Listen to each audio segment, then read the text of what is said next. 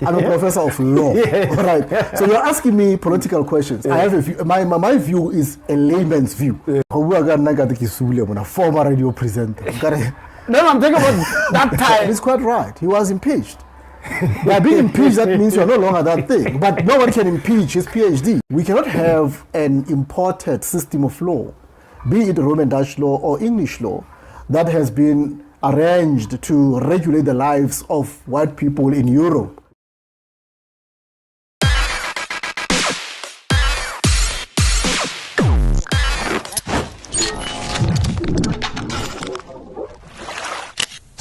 Hey guys, welcome to My Personal Experience TV. Please don't forget to subscribe, like, share, and comment. Today we are hosting Itusen's finest, the former radio presenter, my former colleague from Mahikeng FM under the capable leadership of the late and the great Mr. Noah Letswe. We're hosting Professor Motseotsile Clement Marumoagae. Prof.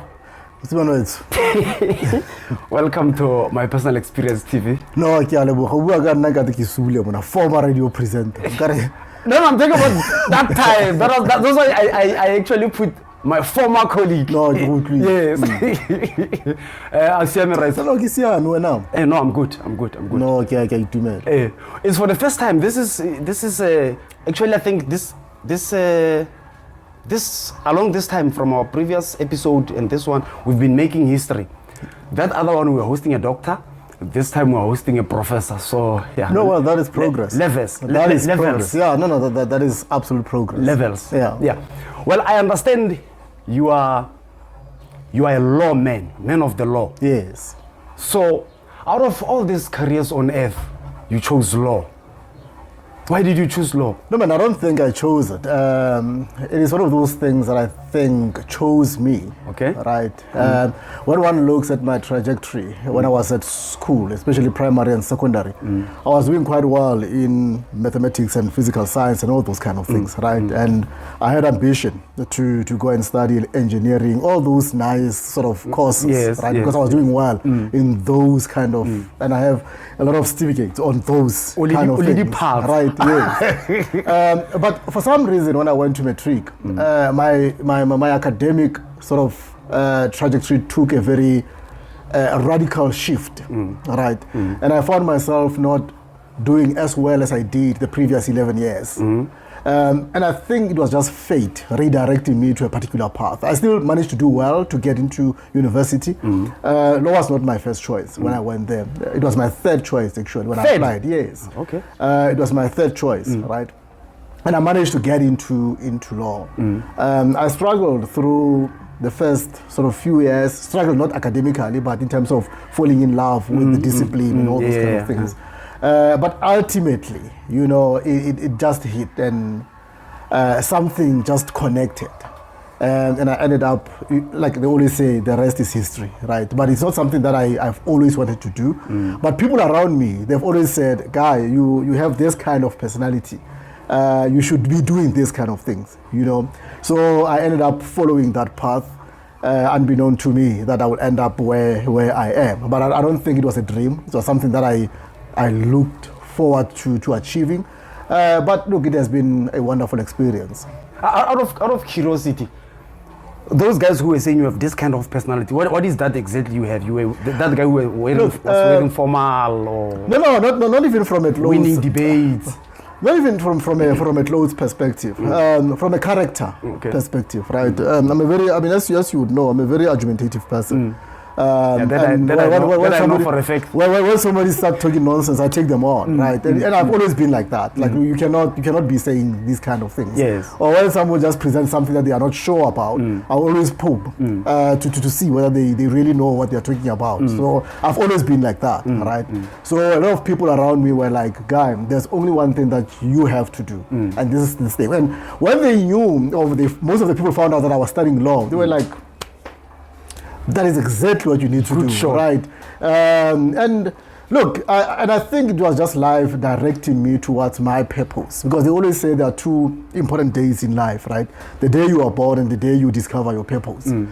So I think the day I fell in love with law and I started to say, look, this is what I want to make a living out of. That's when I discovered my purpose, and everything just fell into place as I progressed with life. Which law? Because there's this one, this one, and this one. I mean, I specialize in pension law. It is a retirement sort of benefits law. It's not law for old people. It's law for retirement benefits, right?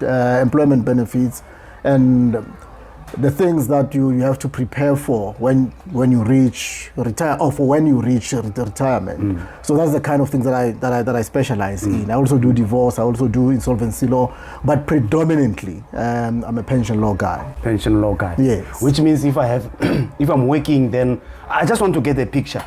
If I'm working, then I feel like maybe I'm not saving much, or maybe the company that I'm working for is robbing me. Let me give you a sense. In a nutshell, when you are working, right, there might be a portion that you are saving towards your retirement, or that you are saving towards the day when you are no longer employed or you're no longer working, because sometimes you might not reach retirement while working. You might be dismissed or retrenched, and pension benefits also help in that sense. So the money that you save, how it is regulated, the disputes that are surrounding the saving of that money, how it is invested, and all those kind of things, the regulatory framework of that money, how it needs to be operated. That's the kind of law that I do. Are you saying if I live here and then I get into something, whatever something happens to me, I can't call you and say, Chief H, I'm arrested here, can you do something? No, I don't do those things. Those things have their own people, right? I don't touch those things. There are different kinds of legal fields that people do. That is criminal law. It has its own people who do those things. You can't even bail me out. It's not a question of I can. I can as a lawyer, right? But that's not what I specialize in. So I don't like doing things that I don't specialize in, while there are people who do those things, right? I focus on my lane. On what you do. I focus on, because the thing is, for me to serve people efficiently, I need to serve them on things that, one, I'm well trained on, but secondly, I have vast experience on, right? Something that is just second nature to me, and I have love and passion for. And I think there is somebody who is a lawyer who has similar love for criminal law. So I leave those things to those kind of people, right? There's nothing wrong with that. My colleagues will take care of that. Between pensions and divorce, which ones are you getting more cases from? Look, it varies. It depends on the season and stuff. We do get a lot of...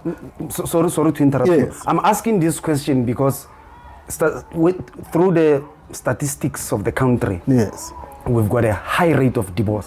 So I was thinking maybe you are dealing mostly with divorce. No, not really. I think the apportionment of work varies depending on the season. There might be a time where we get more clients who want to not only divorce, family law generally, right? Issues that relate to disputes that involve family members. It's not necessarily only divorce. It might be children, it might be whatever dispute that concerns family members, we deal with it, right? Sometimes more pension law can come in, sometimes we can get more insolvency law, and we are not restricted only to those areas of law. There are other things that we do, but predominantly those are the three areas that we focus on: pension law, insolvency law, and family law. In South Africa, do you think law is being applied appropriately in South Africa? Looking at the Zuma case, that thing of Gupta's, Ramaphosa, his Pala, and all manner of things that have been going on. Like, they failed to successfully convict the murderers of Senzo Meyiwa, murderers of DJ Sambodi, murderers of AKA. Do you think there's law here? Do you think the law is being applied here? No, I think we need to be careful. We cannot just say they failed to do something. The Senzo Meyiwa case is still ongoing. So we don't know what the outcome will be, right? And obviously, Basotho were so it depends on the evidence that is actually being provided, right? So I think the jury, it's not yet out. It's still early days to determine the failure or success of that particular trial, right? It has been going on for quite some, but that's the nature of criminal law trials in the High Court, right? It's just that you guys are exposed to that one. But there are others that involve people that you don't know, which are similarly taking longer to be completed, right? So that is it. They always say the arm of the law is like, really, I'm just doing a literal translation, right? It's very long. So it is important to be fair to the legal system. I don't think you judge the legal system by the length with which it is taken to complete cases, right? You look at the quality of the work that is being done. The question will be, in the cases that, like AKA case, it has not yet been brought to court. So it's still early for us to come and say, look, they are failing. You can blame the police, perhaps, from an investigation perspective. So, look, perhaps maybe this case is not brought to court because the investigations are not going the way they should. And we can have a debate about that, right? We don't know what's going on. But sometimes we argue based on the limited information that we are exposed to, in most instances, through the media. And we need to be very careful with that, because there might be somebody who's hard at work, who's trying to compile all this information, and that person might be faced with all manner of challenges that you and I may not know. But I think, by and large, law in South Africa, it's operational. And it is serving people well. I mean, on a daily basis, people are being convicted. Like literally, people are being convicted. So the families of the victims of those people, they feel that there's justice, right? But there will be cases where, like those that you have identified, where you will say, but here it seems like the law is failing to some extent. But I think there are many components into the law, and one has to really understand them broadly before you can start passing judgment into. And I think people are trying by and large.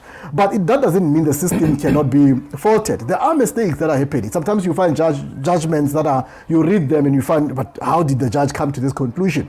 Right, and like you raise an issue of palapal. I mean, we hear a lot of things that are coming up, and you ask yourself, but it seems like this person is being protected by all these other bodies. So you start asking questions. But I don't think that is enough for us to cast aspersions or even doubt into the legal system in total, right? I think we need to be very careful when we are looking at those isolated cases, even though they are in front of our eyes. And to be careful and say, but holistically, is the system working? We don't have a challenge of the legal system not working in South Africa. We have the challenge of crime. And those are two different things, right? And I think a lot of people tend to conflate them, to confuse them. It is important for us to say, okay, the issue of crime, it is multi-layered, and we need to understand it. It starts first with the person who commits crime, right? You and I, we know people who commit crimes. You and I, perhaps maybe we are committing crimes, God knows, right? When you are driving, you pass through a red traffic light. That is committing a crime. So it's a culture that is so ingrained in South Africa, where we see people behaving in a certain way, right? That's the first component. The second component is the investigation itself. Do we have competent people who are able to investigate these things to such an extent that they can actually be taken to court, and you can have successful prosecutions? And that is a challenge in itself. Once you pass that stage, now it comes to the representation of those cases. Do we have qualified and competent prosecutors who can really adequately prosecute these cases? Once you are done with that, then you go to the judge. Do we have magistrates and judges who are competent enough? So you need to look at the system holistically before you can just pass judgment. And I think you and I sitting here, we don't have the kind of information that can lead us to a conclusion that the system is not working. Okay, I think you have, though. I think we have that information, maybe. Decolonization of the law. Recently, that guy, we saying he was actually teasing the Minister of Sports that he doesn't know that Judge Klope wrote against the Roman Dutch law. So that saying that the law must be decolonized, that Roman Dutch arrangement. How true is that? Look, man, you need to be very careful in making arguments about the things that people are saying in Parliament in front of cameras, right? And context matters, right? It is true, Dr. John Klope has been very quite vocal with regards to how the legal system in South Africa operates. The South African legal system is not only Roman Dutch law, as people actually say, right?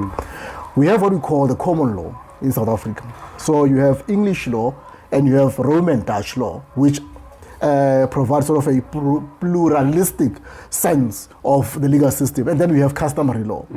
The argument that Dr. Klope is making and has been making for years is that we cannot have an imported system of law be it Roman Dutch law or English law, that has been arranged to regulate the lives of white people in Europe and then transplant it in South Africa as it is, without having regard to the core systems that regulate African life. Right? I think that is the argument. It's just that in Parliament they are sensationalizing it. But at the core of it, yes, he has been very vocal in as far as our systems of law is concerned, and say, but we need to have more space for the traditional ways in which our people in the past used to do things, and to incorporate those things into the modern life of doing things. So that's an argument on the side. But the question is that not being done? I mean, currently when you look at the Constitution, the Roman Dutch law is not the supreme law in the country. English law is not the supreme law in the country. Customary law is not the supreme law of the country. The Constitution itself is the supreme law of the country, and it recognizes all these systems of law. Right? Now the question is, we as the people who are regulated by these systems of law, how do we breathe life into them to make sure that customary law is developed in the same way as all these other legal systems have developed? So I think there's a nuance to the debate. But in Parliament, they are just over-sensationalizing the whole thing. And I think it's important for us to have these discussions, right? So that people can really understand what we are talking about. I mean, I don't think the argument is we need to have customary law regulating us. I mean, not a lot of people are actually reliant on customary law as a system of law, but there are people who are. The question is, from all the things that we have, what is good that we can use and what is bad that we can discard? And when you are talking about decolonization, you are saying we want to make sure that the systems that colonized us, or the colonized brought to us, we need to make sure that we change them so that they can actually effect change within the community. That is just the process of decolonization. But you don't decolonize for the sake of decolonizing. You don't just change something that is working. We need to identify the things that are not working and say, but this is not working. What is the alternative? And then use the alternative. And I think, by and large, that is the debate that Dr. Hlophe has brought forward over the years. I said, Judge Hlophe. You said Dr. John Hlophe. Yes. You continue to say, I'm not saying there's something wrong with that. I just want to check something. Yes. Someone said Dr. John Hlophe can't be called Judge Hlophe because he was impeached. I don't know. Are you calling him Dr. John Hlophe because of that, or you are just using that? No, I'm calling him what he is. Yes, I know. Yes. What I'm saying is, and I'm not calling him what he's not. He's not a judge. You are right. I agree with you. My question is, are you on the impeachment thing also, for you to maybe not call him a judge? Because they said you can't call him a judge anymore because he was impeached. So my question is, are you calling him a doctor? Rightfully, he's a doctor, but are you avoiding the judge thing because of the impeachment? Is that the case? I'm not avoiding it. He said so himself. He said, you don't call me a judge because I'm not a judge. And he's quite right. He was impeached.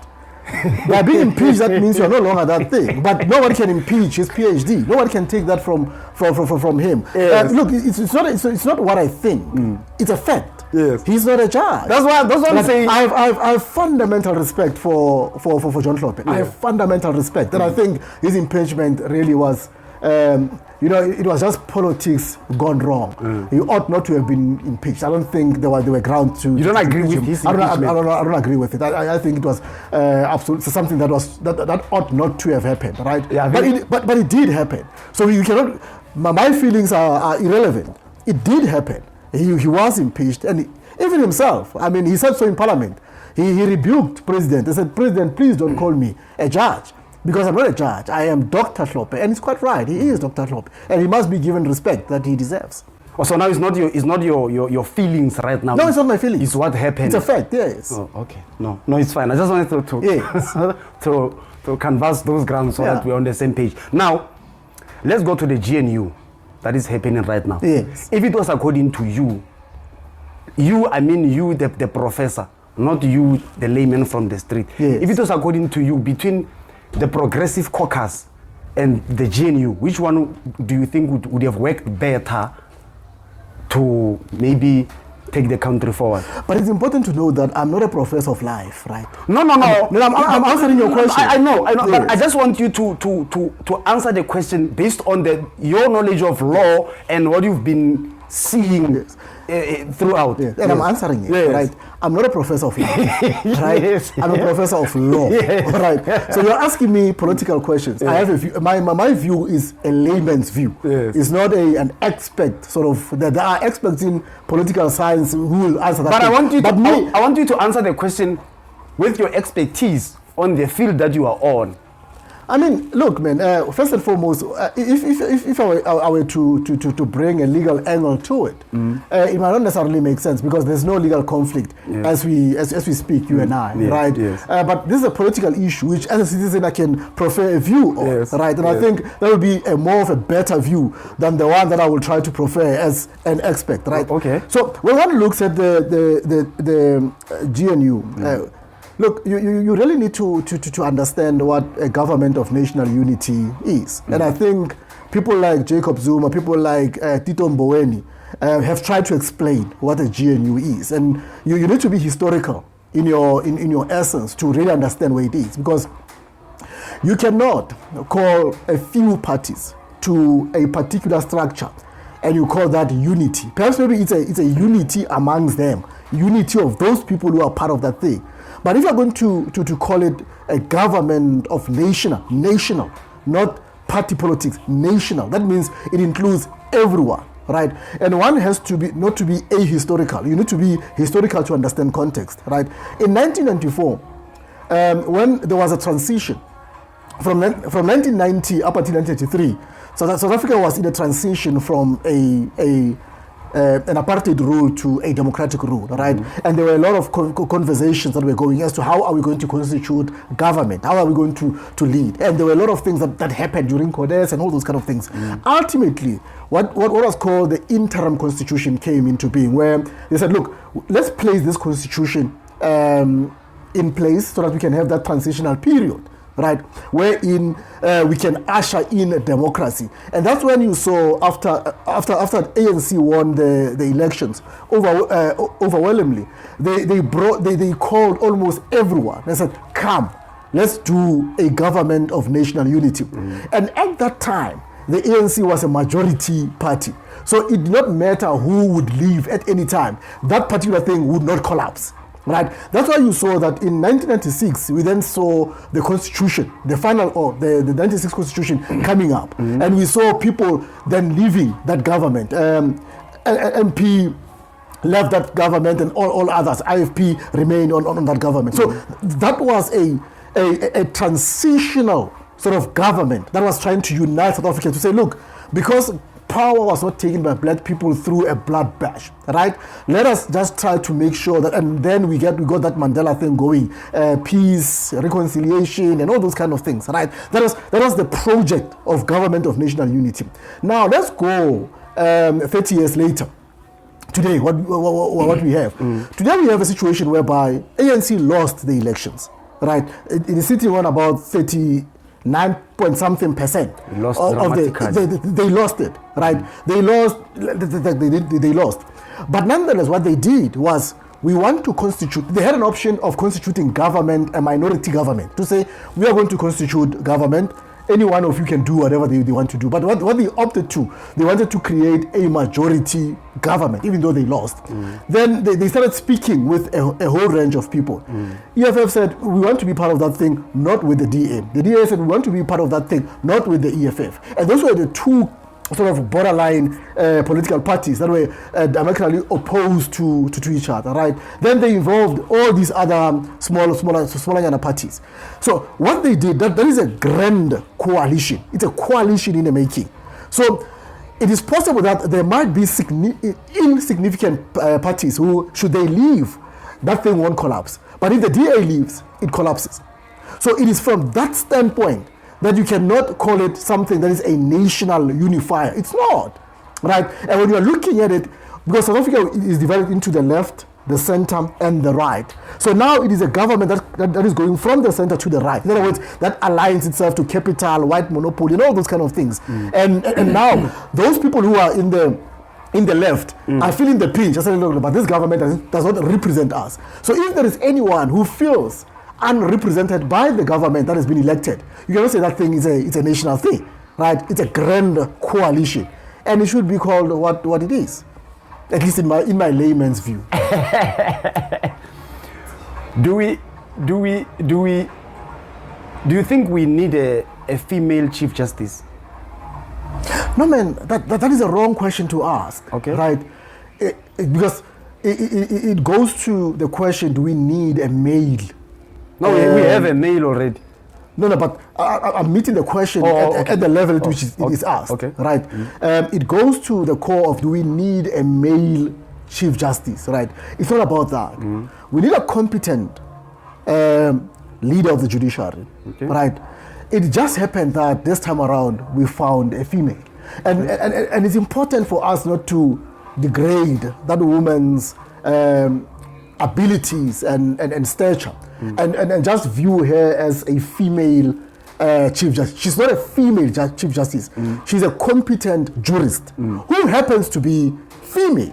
But we are celebrating that because it's for the first time a person who is in a body of a female assumes that position. So it is worthy of being celebrated. But I don't think it's a question of we need. It seems like we are doing her a favor. No.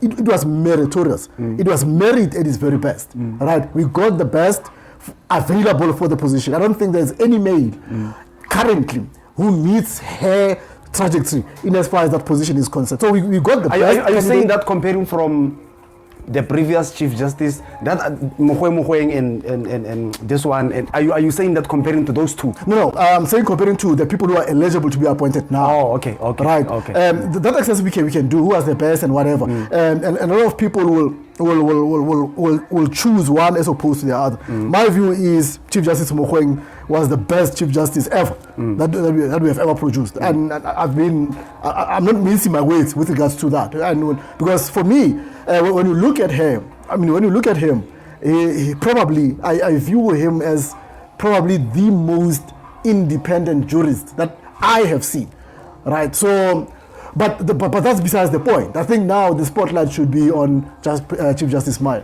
I don't know. In my view, it looks like no one likes Chief Justice likes Chief Justice Raymond Zondo. I don't know. Like from the people that I've engaged with, different departments, different fields, no one seems to favor him. No, man, that would be really not accurate to say that. I think there are people who like, and it's not even the question of being liked, or I mean, you can like somebody who is not competent, and you can dislike somebody who's competent. Liking, I'm speaking in terms of his work, him being there, and all those things. There are a lot of people who really praise him for the things that he did, state capture and all those kind of things. He has people who praise him, and he has his detractors as well. And you don't. And all of them, I don't praise him. No, I do to some extent, right? I think he has done well as a judge, but that is as far as I can take it. Okay. Yes. The world has moved to the fourth industrial revolution, where we use artificial intelligences and what do you take of that? How does that impact your line of work? Drastically, man. Now we are trying to go paperless in various courts. It's just that it's unfortunate that has not been rolled out. That has not been rolled out throughout the country, right? But now we're seeing more and more work being done through a computer and through computer-generated sort of tools. And it is making us to be more efficient, to save more time, and to save paper as well, right? So I think, I'm not really sure if we are on the fourth industrial revolution. I think we might be on the fifth. Just that people are not talking about that now. I mean, a lot has been done since the introduction of technology and all those kind of things. I think we have moved a little bit further than where we were. But when you look at the legal profession itself, I mean, we still have hardcore guys who are still like things to be done the way they were done in the past, right? But I think technology has really impacted the legal profession profoundly, because now you don't need to go and serve somebody like physically like this. You can just send an email, you know. So you don't have to travel and all that. So it saves time, it saves money, and it makes your work to be a little bit more simpler. So I embrace it. I find it that it does work. But obviously it comes up with challenges. I mean, now we see people who are, I'm not sure if you've heard of ChatGPT. It is just a tool that it can generate things. ChatGPT. Yeah. It is just something that even now at university, it can just do your assignment and just submit, right? So while there are good things, there are also bad things that are coming up with it. And we need to be vigilant that we move with the times, we are current all the time. So it's a good thing, I embrace it, but it comes with its own weaknesses. That chat thing, I want to know more about it. You say it can do the assignment on your behalf. Yeah, or pleadings or whatever. You just instruct it to do something, but the thing is now it creates certain things that are not that do not exist, right? But does it do the accurate thing? Like no. It can be accurate, but in most instances it has been found not to be accurate. So you need to manage it. It's a good tool. If it used properly, it can lead to good results. I mean, for instance, there are lawyers who have been found to have created because in law you have to rely on authority, right? Previous cases. So that thing created non-existent cases, and they referred to those cases, and they thought those cases were real, only to find that those things do not exist, right? So those are just the ills of technology that we are presented with. But from time to time, we try to educate ourselves as to how we can navigate all these challenges. But technology generally, good thing, but it comes with its own challenges. But we need to be vigilant. There was this lawyer. I forgot his name. That guy who insulted the judge there in court. I don't know. I forgot his name. What was that guy's name?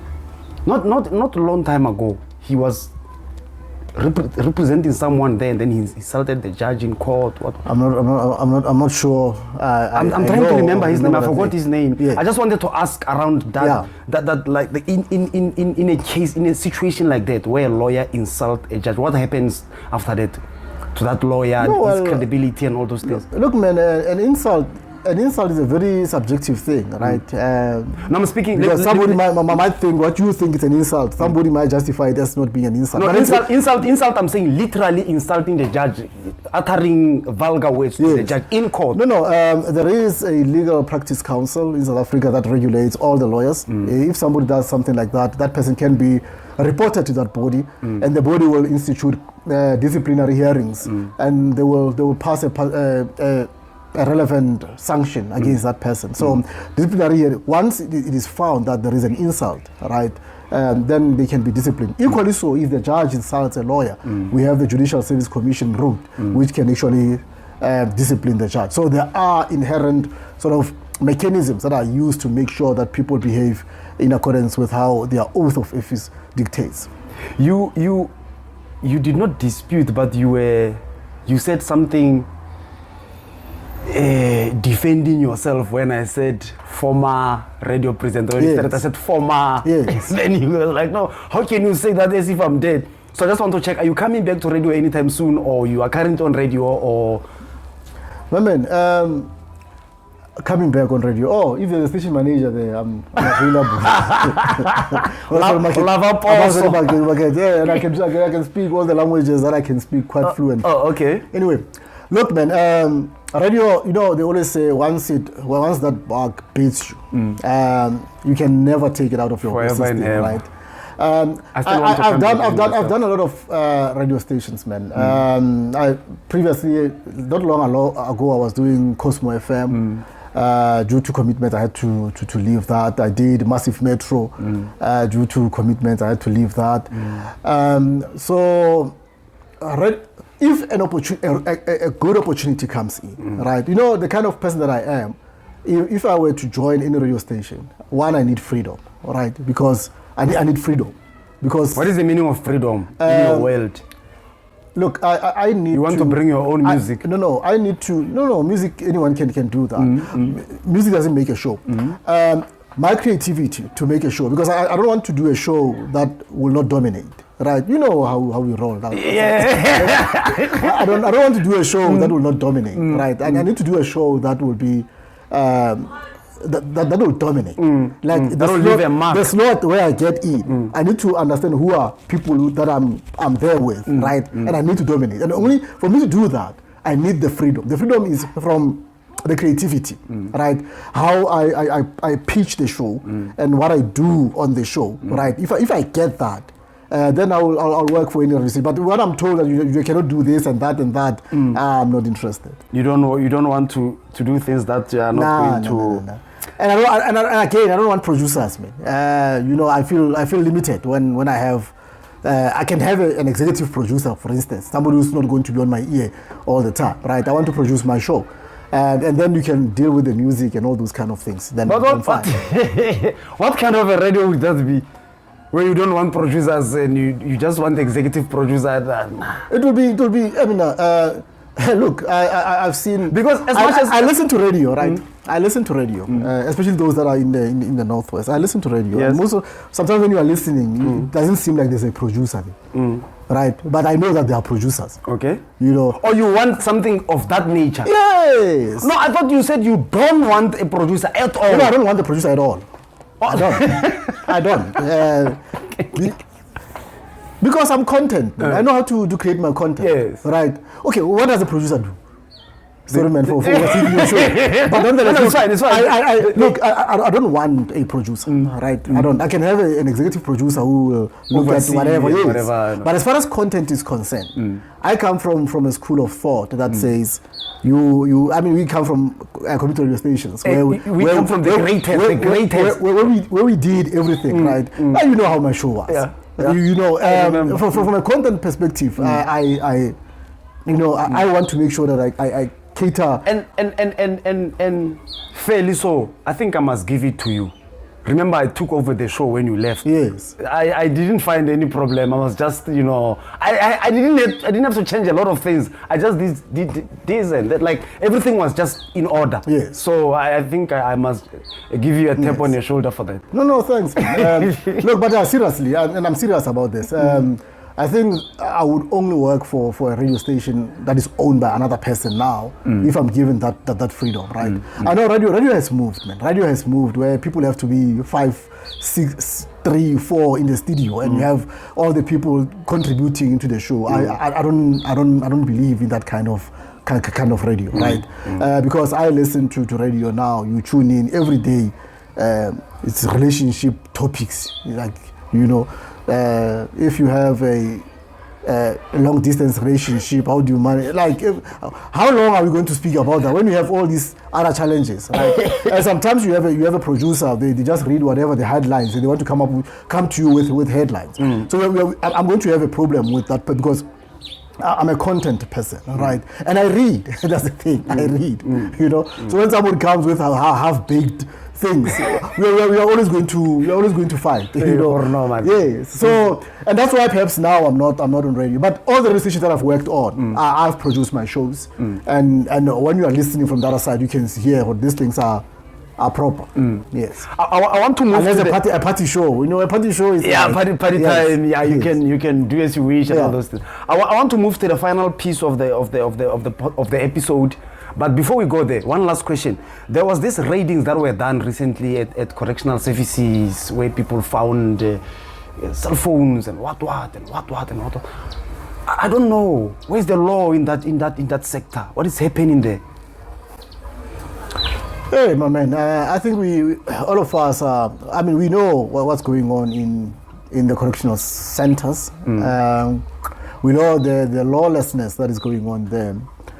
And when one looks at what is going on currently, we have a new minister, Dr. Groenewald, who seems like he wants to put some order. And they did this sort of surprise visit and planned whatever to search all those kind of things. But I think debating that, we're not dealing with the actual issue, right?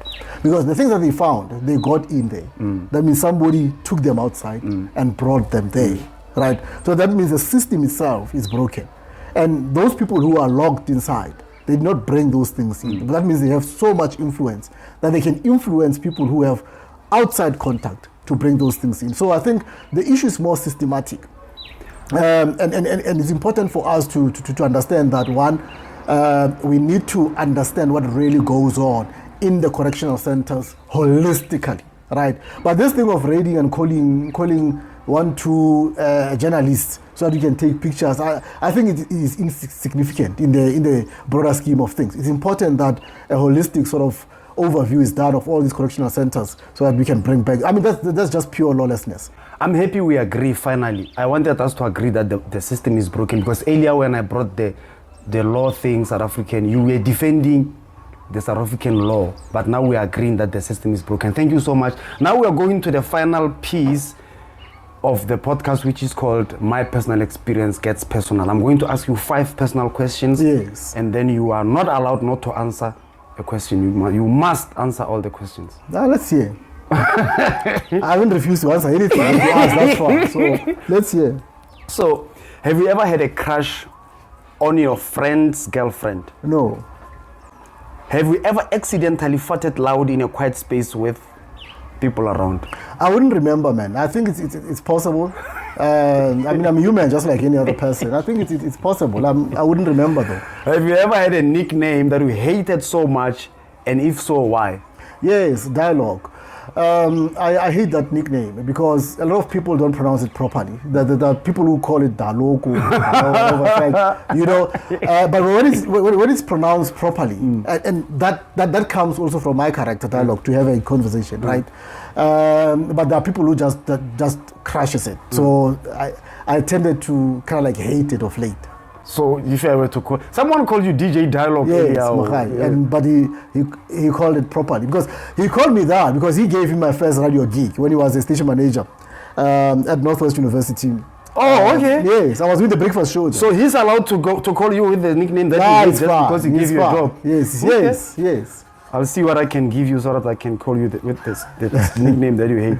What's your favorite language besides your home language, and why?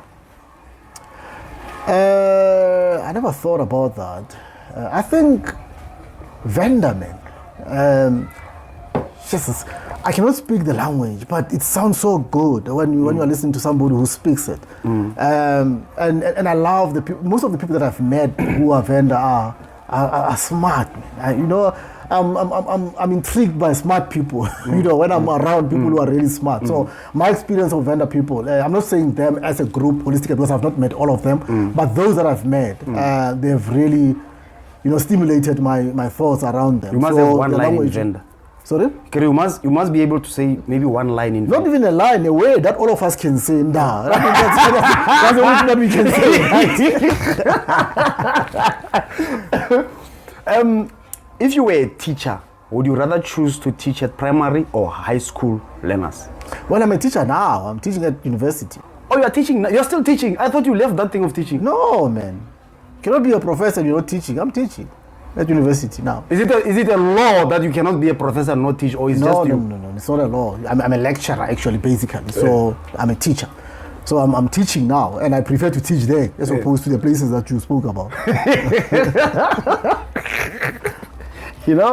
Okay, no, thank you very much. That was the last question. I appreciate your answers. Now, when we grow up, when we watch movies, we listen to, we read magazines and what, we used to know professors as those people with a lot of hair, a lot of beards, and these big glasses and what. But I'm very happy to see a young professor like this who. Yeah, you met me before I became a professor. Yes. And you don't see a professor when you're looking at me. You don't see that guy that I worked with, that I robbed. No. That I robbed festivals with. Right? That's what you see. I'm still that guy. I'm still that guy. No, you are still that guy. Yes. But you've worked so hard. Yeah. You deserve the respect of being, called a professor and treated as one, right? Well, the treating part I don't care about. Even being called that is so important. You can still stick to the dialogue. No, man, stick to my name. Dialogue. No, don't call me that nonsense.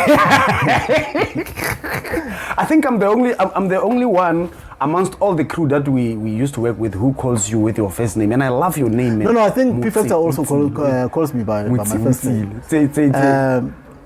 Your friend, P Factor, so he calls me by my first name. So, yes. No, I prefer all my names, man. At any time, you can call me by any of my names or my surname. You know. No, Prof, thank you so much for your time and thank you so much for coming. Yes, you speak English throughout. That's crazy. Yeah, no, you can speak your home language now. You can switch. No, ke itumela mosima no, ke itumela. No, ke a leboga, Prof. Thank you so much. No, ke lebogile go menagana. Guys, thank you so much for watching, and then please don't forget to subscribe, don't forget to share, like, and comment.